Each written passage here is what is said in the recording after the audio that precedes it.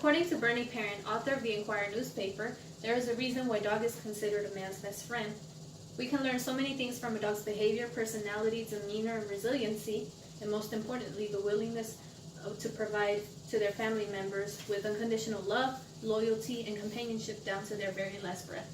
I was able to experience this love a few years ago when I lived in a small town in Mexico. My youngest brother had an accident which caused that my family and I had to stay at the hospital for over 2 weeks. So we only went back home to shower, change clothes, and then we went right back.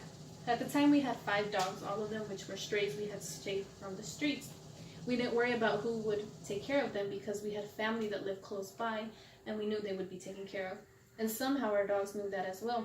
They just knew they had to go there if they were hungry, then go back home to guard it. Once my brother was discharged from the hospital and we arrived home, we wondered what our dogs had been up to. Our family told us that our dogs would go to their house and eat, spend the day there, and then during nighttime they would suddenly disappear. Then a family member like my uncle or my cousin would go back home at night to stay at the house to avoid from anyone breaking in.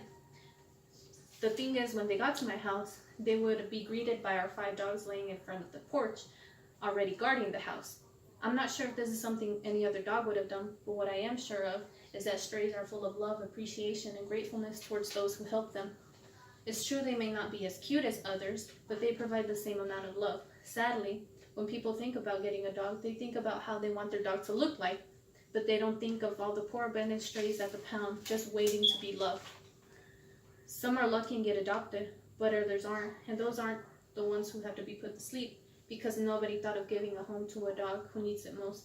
This is why I believe that whenever you think about getting a dog or know somebody who is looking for one, you should go to the pound and save a dog from being put to sleep. According to American Humane, an organization which promotes adoption of pound dogs, says 56% of dogs that enter shelters are put to sleep due to overcrowding. According to Animals Australia, animal shelters are overcrowded, with 25% being from designer breeds, which occurs due to overbreeding. I believe that the solution to this problem is that adoption should be highly advertised to decrease the number of dogs that are being put to sleep. If this is done correctly, the shelters would become less crowded and overbreeding would decrease, thus providing proper care to the few who are still left in the shelters. On the other hand, there might be many who will say that people will adopt because of an impulse and not because they are ready to or prepared to take on a big responsibility, which will then lead to animal abuse. My solution to this would be that at the time of trying to adopt, people should meet certain requirements to qualify for adoption. This will ensure a safe and loving home for each dog. Today I've reminded you that whenever you, a family member, or a friend are looking or thinking about adopting a dog, go to the shelter and save a dog from being put to sleep, because it is being inhumane and cruel to all of them.